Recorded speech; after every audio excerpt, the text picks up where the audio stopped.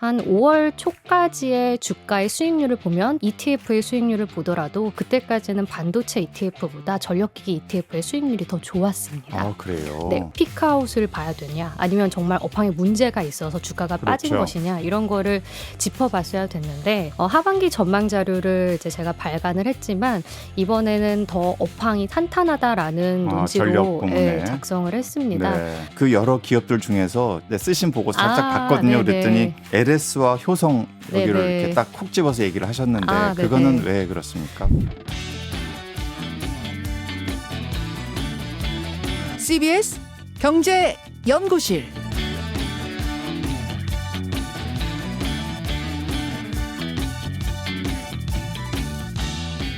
CBS 경제연구실 기후의 눈으로 경제를 읽는 기후로운 경제생활 시작합니다. 안녕하세요. 저는 기후경제학자 홍종호입니다. 기후 대응과 인공지능 확대가 만나는 지점은 모든 에너지를 전기로 바꾸는 전기화입니다. 재생에너지 전환과 데이터 센터 건설이 전력망과 전력기기 수요를 함께 키우고 있는데요. 오늘 전기화의 현재와 미래, 시장의 눈으로 알아봅니다. 그럼 잠시 후 뵙겠습니다.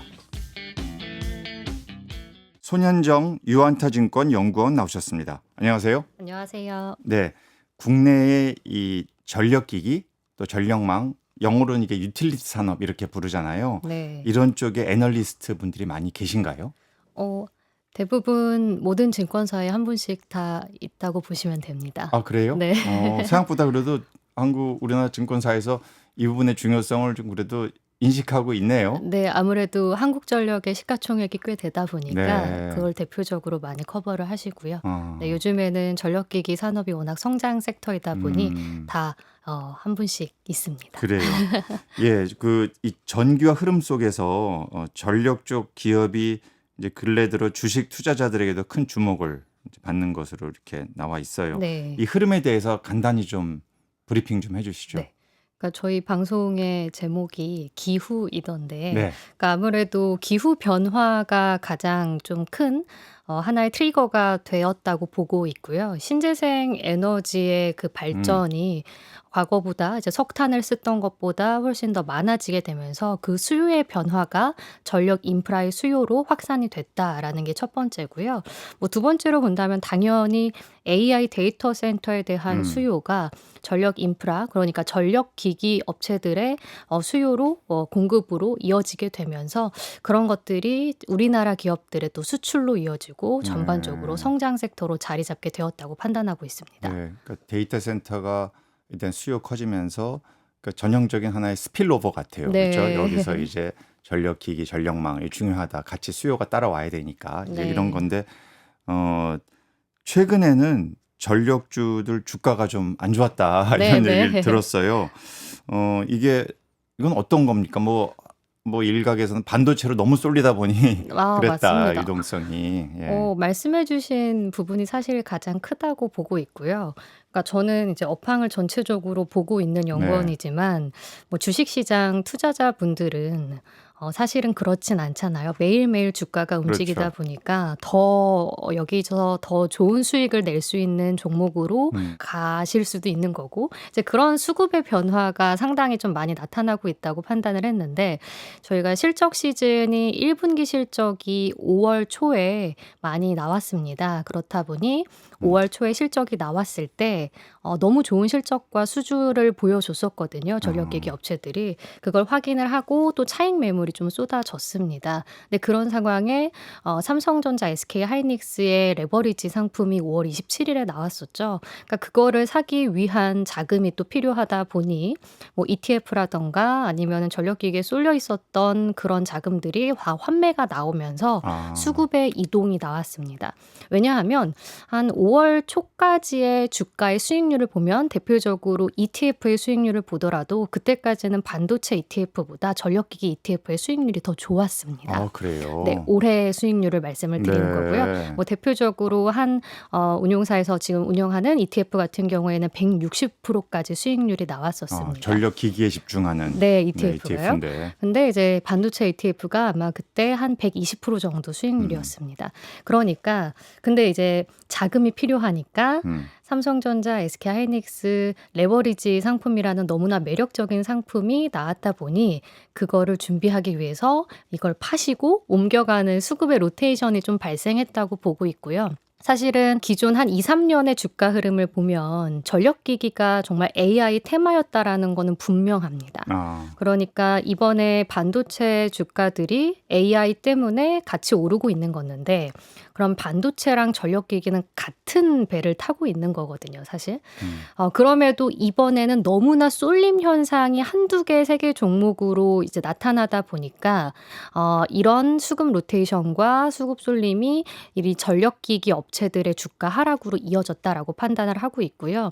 그러면은 제 입장에서는 이제 업황을 봐야 될 것이고 피크아웃을 봐야 되냐 아니면 정말 업황에 문제가 있어서 주가가 빠진 그렇죠. 것이냐 이런 거를 짚어봤어야 됐는데 하반기 전망 자료를 이제 제가 발간을 했지만 이번에는 더 업황이 탄탄하다라는 전력 논지로 부문에. 작성을 했습니다. 네. 그래서 제가 판단했을 때는 지금의 신규 수주라던가 수주 잔고라던가 오히려 더 상황이 좋아진 상황이기 때문에 그래서 전 긍정적으로 여전히 판단하고 있습니다. 그래요. 네. 그 포인트가 이제 중요한 것 같아요. 이게 인공지능 또 그에 따른 데이터 센터 네. 또 반도체 네. 이런 것들이 쭉 이제 확대되면서 전력 수요가 얼마나 늘 거냐 이런 네. 얘기 많잖아요. 뭐 맞습니다. 천문학적으로 전력 수요가 늘 거다. 또 한편에서는 뭐 그렇게까지 늘리지는 않는다. 요새 국제 연구 기관이나 기구에서도 계속 뭐 2030년까지 네. 데이터 센터의 전력 수요가 얼마나 늘 거냐 이런 전망도 계속 나오고 있거든요. 그런데 네. 그게 이제 전망이 뭐 수요가 크면 클수록 전력망이나 전력 기기에 대한 수요는 더 늘어나게 될 테니까요. 네. 직접 연구를 하셨거나 이렇게 자료를 보고 네네. 추정치나 전망치 있습니까? 뭐 저희가 보통 미국 시장을 많이 보기 네. 때문에 미국 데이터 센터에 대한 수요와 공급을 체크를 해봤을 때는 일단 올해 미국 데이터 센터 스팟에서만 필요한 발전 용량이 그러니까 수요라고 보면은 네. 보통 75기가와트 정도로 추정을 합니다. 그런데 지금 미국 시장의 데이터 센터의 스팟에 설치가 되어 있는 전력 용량은 아직 25기가와트에 불과합니다. 그래요. 그러면 거기서의 간극이 이미 생기고 있는 상황이거든요. 굉장히 큰 간극이네요. 네, 한 3배 정도 나고 네. 있다 보니까 그런데 그럼 2030년 정도로 우리가 추정을 많이 하는데 그때는 미국의 데이터 센터의 수요가 아마 140기가와트 정도까지 늘어날 거라 예상을 합니다. 그럼 지금부터 한 2배 정도 이제 네. 늘어나게 되는 거죠, 수요가. 그러면은 공급이 어떠냐라고 네. 했을 때는 아까 제가 25기가와트에 불과하다고 했는데 2030년에는 많이 늘어서 한 100기가와트에 달할 수 있다라고 보고는 있어요. 근데 여전히 2030년이 되더라도 140기가와 100기가의 간극이 있습니다. 그래서 이제 수요와 공급이 계속 안 맞는 네. 현상이 이제 쇼티지를 이끄는 거고 그게 사이클을 계속 길게 이끌 수 있는 원인이 되게 되거든요. 그리고 제가 말씀드린 부분은 미국의 데이터 센터에 국한된 지금 수요와 공급을 말씀드린 네. 건데 사실은 이거를 떨어뜨릴 수가 없는 게 미국의 데이터 센터가 수요가 늘어나게 되면 이거를 저기 발전소에서 끌어오는 송전망 파이프라인의 수요도 당연히 네. 더 늘어나게 됩니다. 그걸 전체적으로 유틸리티 수요까지 다 포함시키게 된다면 2030년까지 필요한 건 600기가와트 정도가 됩니다. 미국의 전체에서요. 그런데 지금 신청하고 공급이 될 것으로 예상되는 거는 2030년에도 200기가가 좀 안 됩니다. 그렇다 보니 사실은 400기가의 그럼 간극이 지금도 발생할 수 있다라고 보고 있는 거잖아요. 그럼 이러한 이 수요와 공급의 간극이 전반적으로 이 전력기기의 사이클을 상승으로 이끌 수밖에 없다라고 생각을 하고 있습니다. 그래요. 그 수요는 분명히 단단하다 이제 이런 네. 말씀이신데 저 같은 경제학하는 입장에서는 그렇게 만약에 전망이 큰데 네. 그 공급이 안 따라준다면 그러면 실제 필요한 전력이 제대로 최종 수요처로 도달하지 못하는 상황이 네. 벌어질 수 있는 거네요. 네, 많이 지연이 될 수가 있는 거고 그거를 어떻게 하면 더 빨리 효율적으로 네. 전력을 이동시킬 수 있을까에 대한 고민이 많은 음. 상황이고요. 그래서 여러 방법들이 나오고 있습니다. 원래는 이제 석탄 발전소가 많이 주였다가 네. 최근에는 신재생으로 많이 나오고 있는 것도 이제 신재생은 분산 전원 정책으로도 할 수가 있는 거고 최근엔 온사이트라고 해서 그렇죠. 데이터 센터 바로 네, 바로 앞에 앞에. 예, 네. 소형 발전소를 세워서 태양광이나 아니면은 뭐 음. 블룸 에너지가 하는 SOFC나 네. 아니면은 가스터빈이나 이런 거를 가지고 용량은 좀 작더라도 스팟성으로 계속 가져오는 전력들이 대신에 늘어나고 있어요. 전력망 네. 건설에 대한 네. 부담이 줄어드니까요. 네, 맞습니다. 그러니까 좀 더 짧게 들어가겠죠. 네. 네, 그래서 그런 부분들이 있고, 근데 지금 온사이트도 수요가 발생하고 있고, 여전히 또 레거시 방식인 저기 발전소에서 네. 끌고 오는 개통 연계의 송전망도 상당히 수요가 계속 늘어나고 있습니다. 그런데 여기서 계속 건설 지연이나 이런 이슈가 나오는 거는 뭐 여러 가지 이슈가 있겠죠. 환경 문제에 대한 시민단체의 그런 그럼요. 반발도 있을 거고, 뭐 최근에는 시애틀 쪽에서 지연이 났던 거는 이제 도심 부분에서 좀 여러 가지 불협화음이 있었습니다. 또한 가장 좀 크리티컬하게 최근에 주목을 하고 있는 거는 경제적인 이런 파이낸싱의 문제. 왜냐하면 이 사이클이 수요가 넘쳐나고 있다는 건 모두가 인지를 하는데 돈이 또 많이 필요한데 또 돈이 없으면 이걸 투자하다가 또 계속 지연이 되게 되는 거거든요. 그래서 그런 것들이 계속 늦어지게 되면은 어느 정도 이 플레이어들이 몇 개 안 남을 수도 있겠지만 제가 더 주목하고 있는 건 수요가 줄어드는 게 아니다라는 그렇죠. 거에 더 초점을 맞추고 있습니다. 네. 이 미국은 이런 전력망 건설 이런 것들이 다 민간에서 하잖아요. 네. 민간 유틸리티 기업들이잖아요. 맞습니다. 근데 한국은 한전이라고 하는 영어로 캡코라고 하는 데서 네네. 이제 하고 있잖아요. 네네. 혹시 이제 그런 어떤 미국의 전력 산업의 근간인 민간 주도, 한국은 또 공공 주도 네. 이런 어떤 좀 차이가 네. 전력망 또 전력 기기 원활한 전력 수요에 맞춰주는 전력 공급의 좀 차이 이런 거 혹시 좀 보실 기회 있으셨어요? 되게 중요한 부분을 네. 짚어주신 것 같은데 그래서 이제 주가 측면에서는 네. 미국의 사업을 하는 기업에 주목을 해야 되는 겁니다. 어. 그러니까 민간 주도로 하다 보니까 수요와 공급의 경제학적인 논리가 너무나 잘 맞아 떨어지거든요. 그러니까 도태될 수 있는 도태되는 기업들이 있겠지만 거기 안에서 경쟁에 살아남는 민간 기업들은 더 부유해질 수 있는 환경입니다. 우리나라 같은 경우에는 이제 전기 요금이라던가 아니면은 그 유틸리티의 공급 가격이라던가 이런 거를 어느 정도 다 맞춰서 일괄적으로 하게 네. 된다면 나라에서 막 정하고. 네. 근데 이제 미국 같은 경우에는 워낙 유틸리티의 경쟁 업체들이 많고 누가 송전망을 먼저 까냐 이거를 맞아요. 누가 데이터 센터에 연결을 시켜주냐 이거의 경쟁이기 때문에 그래요. 지금 쇼티지인 상황에서 가격이 계속 올라가는 거죠. 네. 그러면 전력 인프라를 만드는 전력기기 업체들은 훨씬 더 좋은 가격의 공급자 우위 환경에 놓이게 됩니다. 예. 이런 전력망 기기에서 뭐 변압기 이런 게 상당히 중요하고 우리나라 기업들이 네. 경쟁력이 있다 이런 얘기 네. 들리는데 혹시 발전원에 따라서 네. 뭐 이게 미국은 이제 석탄 발전 워낙 강세였지만 최근에는 좀 줄여가야 되지 않겠냐 네, 네. 이제 이런 얘기들이 있는 건데요. 네. 석탄 발전이냐 또는 재생에너지 발전이냐에 따라서 들어가는 전력 기기의 특징 이런 네. 게 좀 많이 달라집니까? 그러니까 일부는 동일하게 들어가고 일부는 네. 또 다르게도 들어갑니다. 이제 변압기라는 것 자체가 전압을 바꿔주는 거기 맞아요. 때문에 원래는 저희가 다 AC 교류로 다 깔려 있거든요. 그래서 다 대부분 교류 변압기로 맞아요. 지금 진행이 되고 있습니다. 근데 태양광 같은 경우에는 발전원 자체가 전류의 형태가 네, 직류잖아요. 시작이 되죠. 그리고 제가 아까 잠깐 언급했던 수소연료전지 SOFC도 직류입니다. 그래서 그런 걸 보게 되면은 직류의 발전원에서 가져다 온 전력을 여기서 전류에서 변압을 시켜줘야 되는데 DC의 형태에서 그러면 변압기가 작동이 돼야 되는 거거든요. 그런 건 또 따로 만들어야 되는데 과거에 이제 에디슨과 테슬라가 이제 AC랑 직류로 싸웠던 이유 자체가 뭐 여러 가지가 있었겠지만 교류를 채택한 이유가 있었거든요. 변압을 하는 데 있어서는 교류가 훨씬 더 쉬웠습니다. 그때 기술력으로는.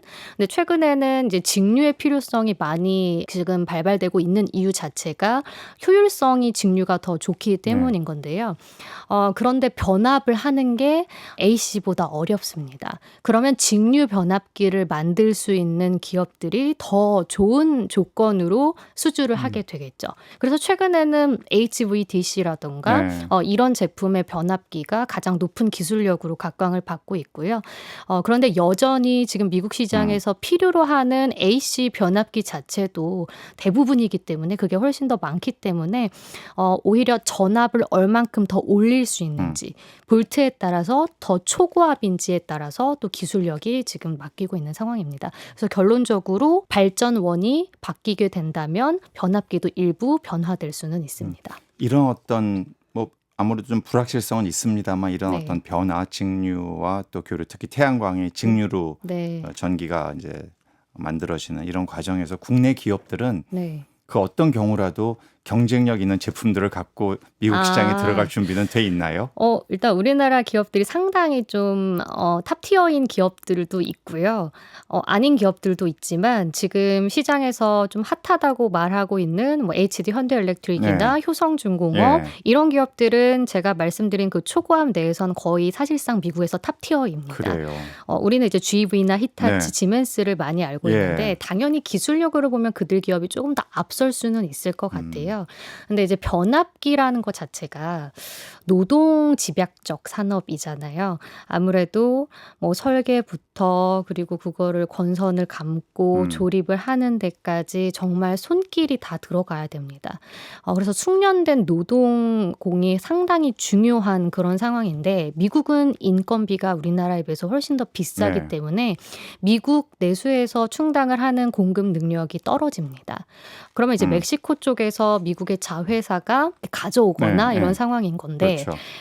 여전히 MS가 멕시코가 국가별로 보면 조금 더 높은 상황일 수는 있는데요.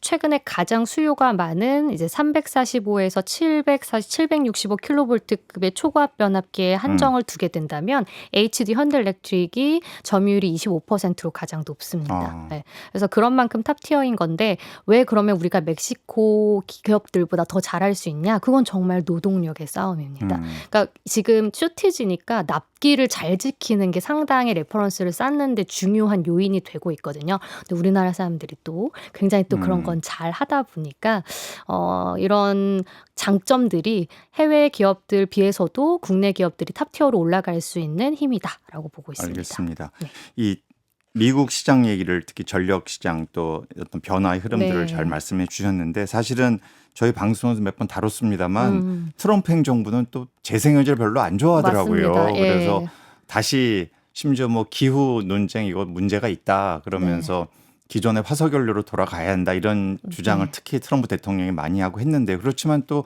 시장 안에서는 또 주정부에 따라서는 네. 재생에너지를 또 확대하고 또 시장에서는 재생에너지를 환영하고 특히 자이언트 테크 기업들이 또 그러하고 네. 이런 좀 일견 상충되는 흐름들이 좀 보이는 것 같은데 앞으로 미국에서의 이런 재생에너지 시장의 확대 그에 따른 거기에 맞는 전력 기기와 전력망의 공급 어떻게 보세요? 초기에 트럼프 대통령이 취임했을 때는 그런 부분들이 상당히 리스크로 왔었고 네. 그런데 이제 원전은 또 공기가 워낙 또 길다 길고. 보니까 그래서 더 쇼티지가 많이 발생했을 수 있을 것 같아요. 그런데 최근에 공화당이나 아니면 어제 나왔던 이제 트럼프 대통령의 이제 풍력 관련된 위헌 뉴스도 나왔다 보니까 네. 그런 것들이 좀 변화가 생기곤 있어요. 그래요. 왜냐하면 너무나 지금 전력이 연결이 될 수 있는 발전원 자체가 모자르다 보니까 발전원도 모자르고 인프라도 모자르고 정말 큰 상황이거든요.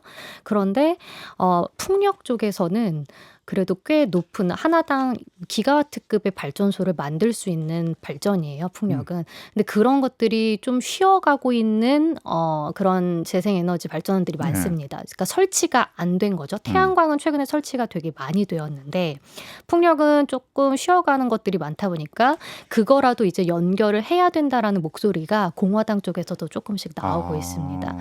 그래서 조금은 변화가 나타날 수 있다고 보고는 있는데요.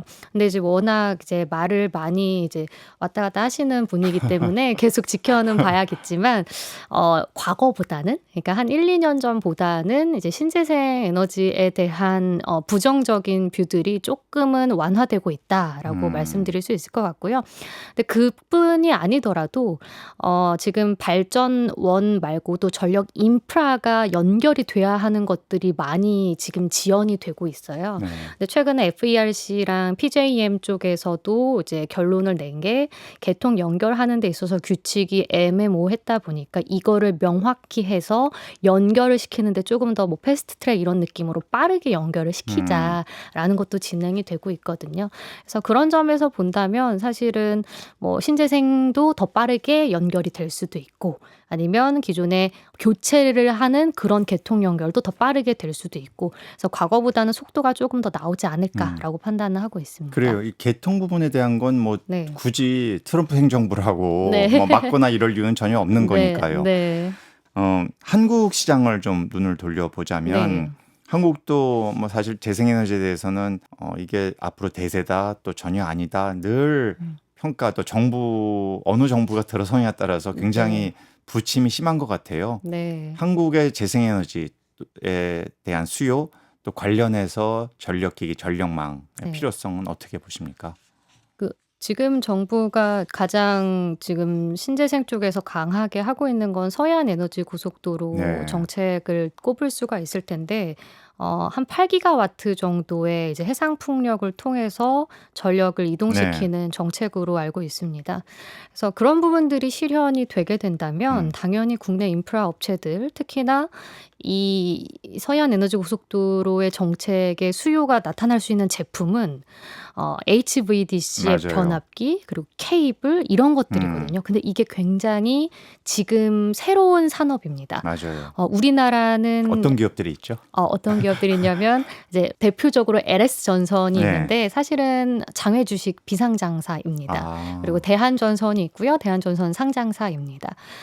그런데 이 두 기업이 있는데 두 기업 중에서는 한 기업은 이제 HVDC 케이블 같은 경우에도 레퍼런스가 해외 쪽에 있지만 대한전선은 아직 개발 단계에 있고 납품 이력은 없습니다. 네. 그러니까 상당히 탑티어 기술력을 요하는 정책이라고 보시면 될 것 그렇군요. 같아요. 그리고 해상풍력이라는 것 자체도 굉장히 어려운 네. 거고 근데 그거를 이제 실현이 가능하다라고 하게 된다면 굉장한 기회이죠.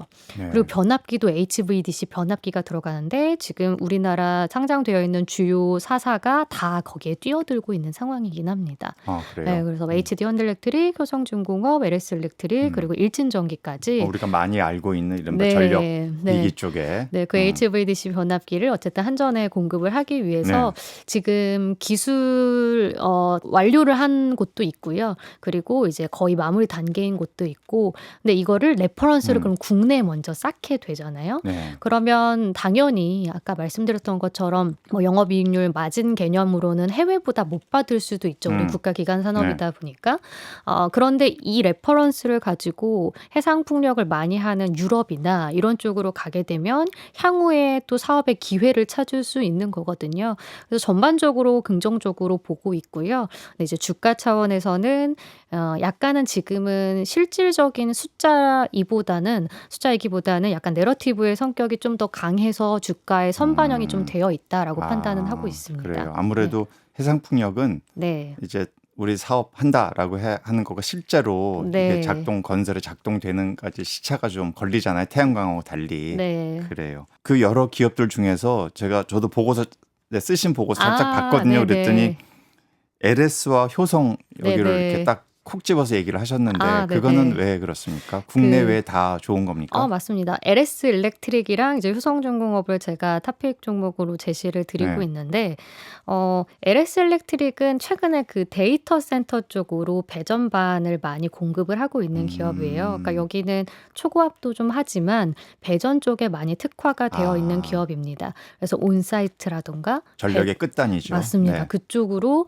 근데 그 최종 소비처가 최근에 데이터 센터가 우려가 많다 보니까 시장에서 너무 매력적인 이슈들이 많이 그래요. 수주로 표현이 되고 있고 사실 오늘도 뉴스가 나왔습니다. 네, 오늘도 관련해서 그런 뉴스들이 계속 나오는데 이거는 보통 만들면 3개월에서 6개월이면 빨리 나가요. 네. 아까 변압기 같은 경우는 한 2년 정도 걸리거든요. 그래서 그런 장점이 주가에 조금 더 빠르게 반영되고 있기 때문에 그리고 이번 2분기 실적 발표에서도 보여줄 수 있는 이제 신규 수주에 대한 뭐 가이던스가 좀 올라간다라던가 이런 것도 기대가 되고 있기 때문에 긍정적인 부분들을 체크해서 탑픽으로 말씀을 드리고 있고요. 효성중공업은 LS엘렉트릭이랑 완전한 피어라고 보고 있진 않고 HD 현대엘렉트릭이랑 비슷한 기업입니다. 그러니까 2024년부터 우리 전력기기의 수출을 이끌었던 초고압 변압기를 잘하는 기업이고 최근엔 765kV까지 이제 전압이 더 올라가게 되면서 굉장히 비싼 제품을 팔고 있습니다. 이거는 영업이익률이 미국으로 가면 한 3에서 40%까지도 받습니다. 굉장히 전 세계적에서 4-5개 기업밖에 못 만드는 제품이고요. 그래서 공급자 우위 환경에 놓여 있는 제품인데 그러면 이제 효성중공업과 현대엘렉트릭을 비교했을 때 왜 효성중공업을 더 좋아하냐라고 물어봤을 때 MS는 현대엘렉트릭이 아직은 더 높습니다. 근데 지금 주가 차원에서 업사이드가 더 얼만큼을 더 봐야 되는지의 관점에서 보는 거고요. 아직 미국의 매출 비중의 믹스라던가 그리고 이제 증설을 내년에 또 하게 되는데 그 효과라던가 이런 것들이 반영될 게 지금보다 업사이드가 2-3년에 더 기대가 된다라는 관점에서 효성중공업이 좀 저평가되어 있다라는 측면에서 탑픽으로 제시드리고 그래요. 있습니다. 네, 마지막 질문 드릴게요. 그 연구님께서 전력기기는 하방이 막혀 있다. 뭐 이런 재미있는 표현을 해주셨어요. 이거 간단하게 설명 좀 해주시죠. 그 업황이 좋기 때문에 그런 거고요. 슈퍼 사이클을 넘어서 뉴노멀을 가고 있는 이 전력기기 사이클이 2030년까지도 벌써 수주가 쌓여 있는 상황이고 2035년, 2040년까지도 진행될 수 있다고 보고 있습니다. 그렇게 실적과 숫자로 보여줄 수 있는 섹터라고 한다면 하방이 막혀 있을 수 있다고 판단하고 갈 있습니다. 길은 윗밖에 없다. 네. 그래요. 자, 여기까지 듣겠습니다. 지금까지 손현정 유한타증권 연구원이었습니다. 감사합니다. 감사합니다.